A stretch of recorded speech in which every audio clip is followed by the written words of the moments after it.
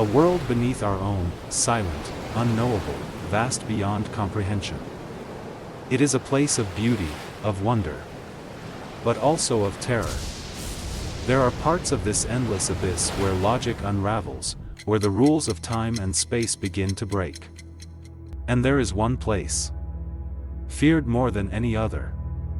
A place where ships vanish without a trace, where planes disappear mid-flight, where the very fabric of reality seems to thin until nothing remains. A place spoken about in hushed whispers by sailors and pilots, a place where even the most rational minds feel the creeping touch of fear. They call it the Bermuda Triangle. A region of ocean so infamous, so plagued by the unexplained, that even the most hardened skeptics struggle to dismiss the stories. Because, in this place, the impossible happens. No distress signals. No wreckage. No survivors. Only silence. And silence is the loudest scream of all. Some say it's just the sea, random, unforgiving. Others believe in something else. An unseen force. A portal to another world. A hunger beneath the waves, waiting. Watching. Pulling them under. Whatever the truth may be, one fact remains: they entered. But they never left. Welcome to the Bermuda Triangle. The year is 1492.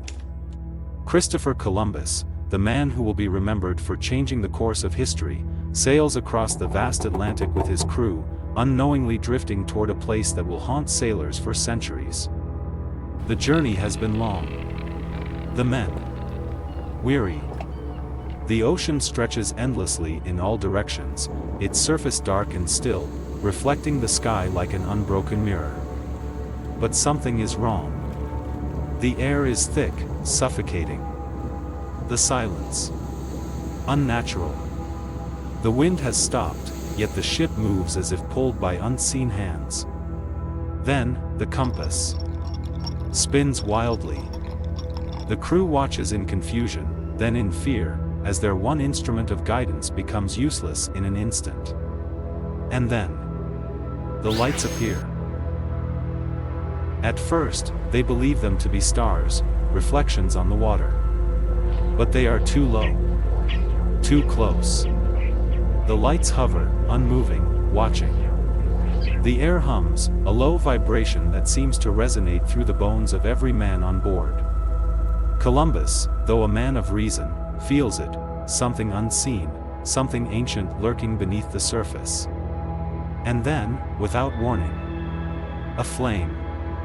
A great fireball falls from the heavens, streaking downward at an impossible speed before vanishing into the ocean. But there is no impact. No sound. The water does not splash. It simply disappears. The silence stretches. The crew does not speak. They do not move. And then, the ship shakes. A deep, resonant thud against the hull. As if something has reached up and touched it. Columbus will write of the lights in his log. But he will never speak of the fear that gripped him that night, the unshakable feeling that something was watching. Not from above, but from below. December 5, 1945. 5 U.S. Navy bombers lift off from their base in Florida for a routine training flight. The pilots are experienced, the mission simple. But as they fly over the Bermuda Triangle, something changes. The lead pilot, Lieutenant Charles Taylor, reports that his compass is spinning. The horizon vanishes. The sky and the sea blend into a featureless void, stretching endlessly in all directions. The ocean below glows, an unnatural, pulsating blue. Taylor's voice breaks through the radio, filled with confusion, then something else. Fear. We don't know where we are. Everything looks wrong. The ocean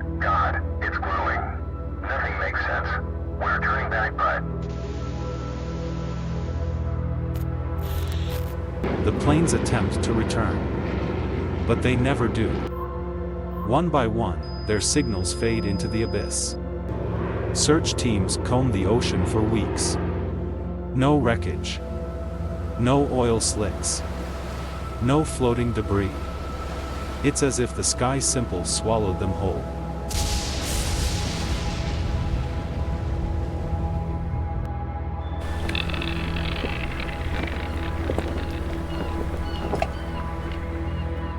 It is a sight no sailor ever wants to see, a ship, adrift in the open sea, its sails torn, its deck silent, its crew gone. No wreckage. No signs of struggle. Just a vessel. Abandoned, but not empty. The Bermuda Triangle has swallowed many, but sometimes it spits something back. And when it does, what remains is a husk, a ghost, forever drifting. A warning for those who dare to enter. January 31st, 1921. The Carroll A. Deering, a 5-masted schooner, is found stranded on the rocky shores of North Carolina's Diamond Shoals, its crew missing without a trace. The ship itself is eerily intact. The galley, fully stocked. The dining table, set for a meal that was never eaten. The captain's quarters, undisturbed. But there is no one aboard. No bodies. No lifeboats. No sign of what happened in those final moments before the crew vanished into nothingness. Investigators arrive, searching for answers, but they find none. Only an eerie silence. And the overwhelming feeling that they are not alone. Some say the ship fell victim to pirates. Others, that it was caught in a violent storm. But those who step aboard report something else. An unnatural cold that clings to the air. A feeling of being watched. Of something unseen standing just behind them, breathing softly against their necks. There are no signs of violence, no struggle, no distress calls. The ship's logs, gone. The last recorded entry, everything is fine. But everything was not fine. Something took them. Something the sea refuses to explain. The Carroll A. Deering is not the first. Nor the last. The Ellen Austin. The Mary Celeste. Ships lost, then found. Empty, abandoned, but never wrecked. Their crews gone, as if plucked from existence itself. No footprints. No blood. Just the wind howling through empty decks. A sailor's worst nightmare, adrift, lost. And haunted. Some believe these ghost ships are victims of rogue waves, swallowed by the ocean, their crews lost to the depths. Others whisper of time warps. Of rifts that open, pulling men into another realm, leaving only their vessels behind. And some believe these ships never truly empty. That if you listen closely, beneath the sound of the waves, you can still hear them. The sailors. The captains.